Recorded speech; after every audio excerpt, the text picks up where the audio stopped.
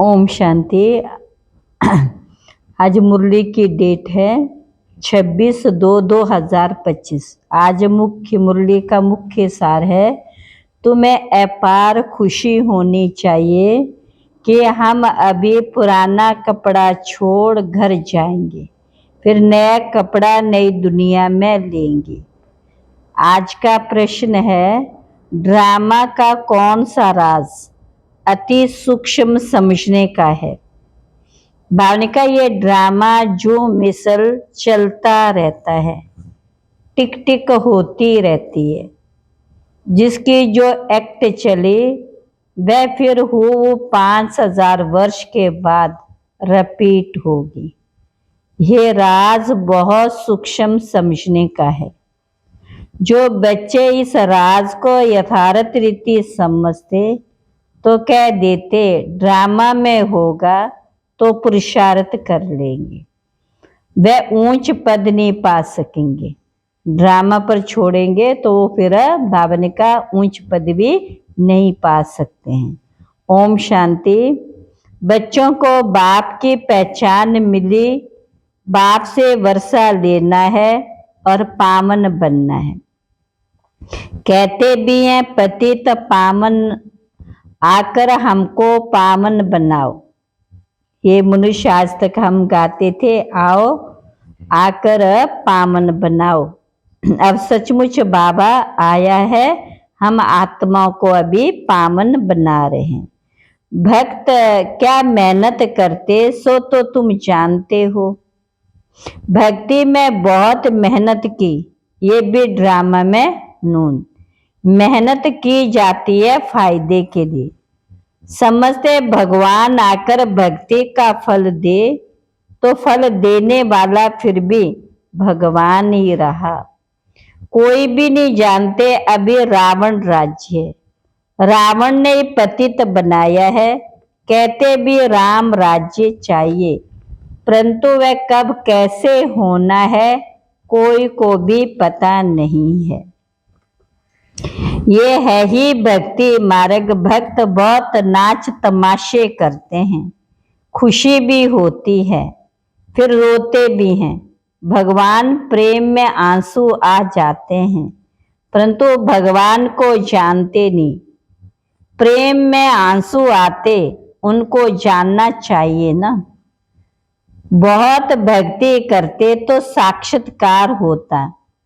भगवान खुद ही आकर अपना परिचय देते कि मैं कौन हूँ, मैं जो हूँ, जैसा हूँ, दुनिया में कोई नहीं जानते। अभी आत्मा तो तीसरा नेत्र नहीं, अभी आत्मा को तीसरा नेत्र नहीं। आत्मा समझ रही है। तुम बच्चों को सारे सृष्टि चक्र की नॉलेज बाप ही देते हैं।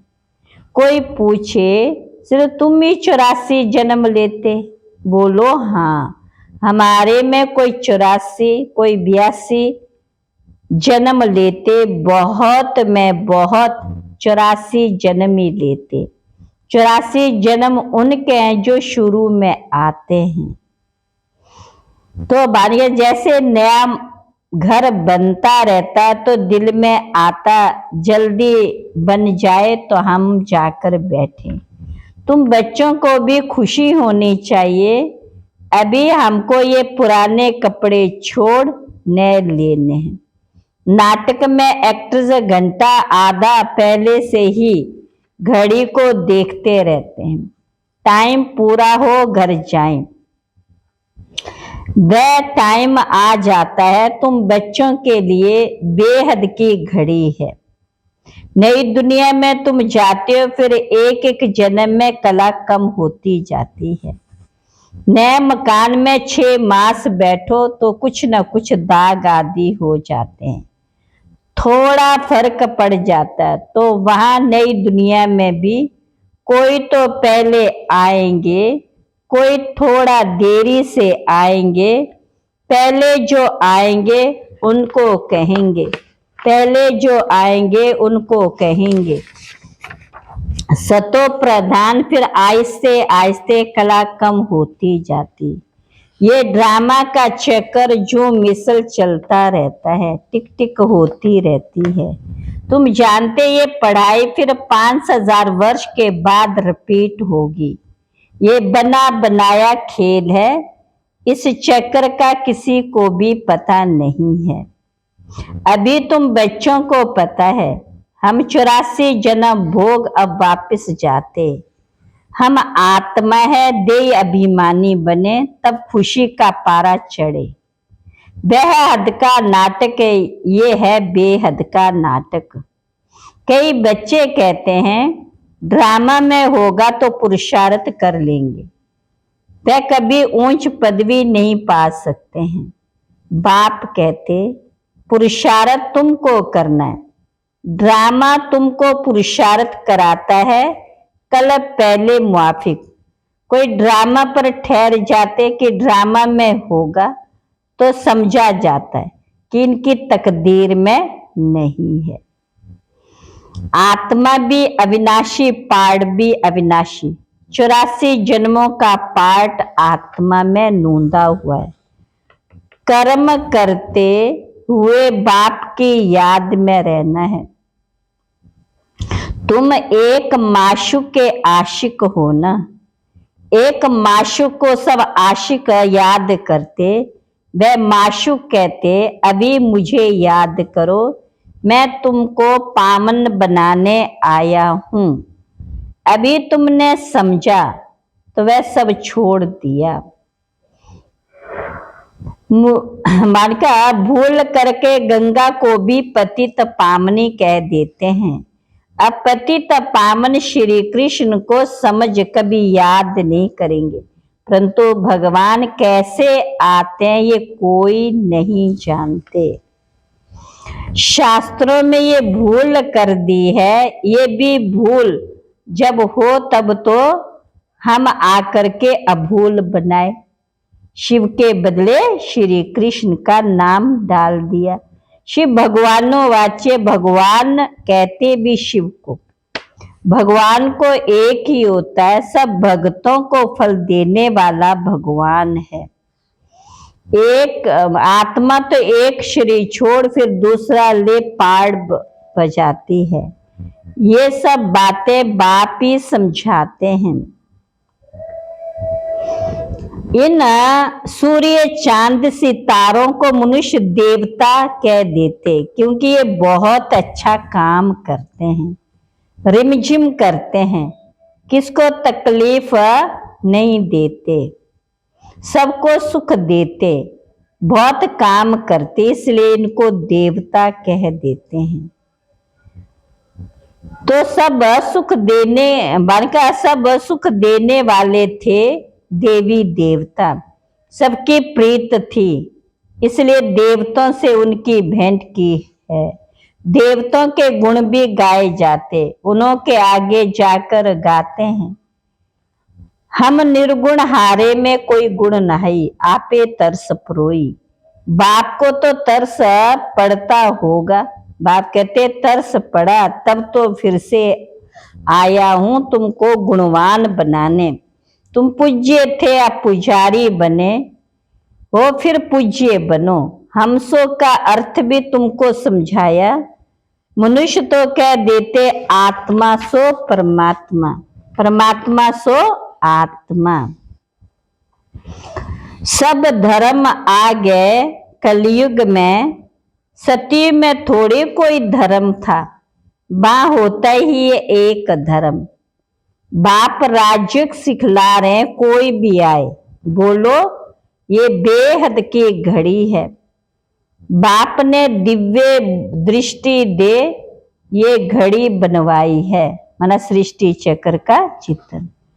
जैसे वह घड़ी तुम घड़ी घड़ी देखते हो, अब ये बेहद की घड़ी याद पड़ती है। बाप ब्रह्मा द्वारा एक धर्म की स्थापना करते हैं। कलयुग के बाद सतयुग आएगा। अभी मनुष्य भी बहुत उपद्रव भी बहुत होते रहते हैं। बालिका मुस्ल भी वही है। शास्त्रों में कितनी कथाएं बना दी। मुस्लमाना एटॉमिक बम इत्यादि। मुख्य धर्म भी 4 हैं। ये ब्राह्मण धर्म है 5वां। सबसे ऊंचते ऊंच ये छोटा धर्म ब्राह्मण धर्म। यज्ञ की संभाल करने वाले ब्राह्मण है। तो ये ज्ञान यज्ञ है। उपद्रव को मिटाने के लिए यज्ञ रचते हैं। वह समझते ये लड़ाई आदि ना लगे। अरे लड़ाई नहीं लगेगी तो सतयुग कैसे आएगा। बाप कहते हमको जरूर पुरानी दुनिया का विनाश कराना होगा। पावन दुनिया है सत्य, सबको मुक्ति धाम तो जाता हूँ। परम धाम ले जाता हूँ, मुक्ति धाम ले जाता हूँ। सब काल को तो बुलाते, आकर हमें ले जाओ।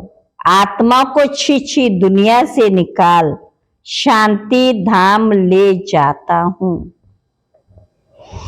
तो तुम्हारा पाठ सबसे ऊंच है। तुम बहुत सुख पाते हो। धर्म स्थापक तो सिर्फ धर्म की स्थापना करते, किसी को लिबरेट नहीं करते।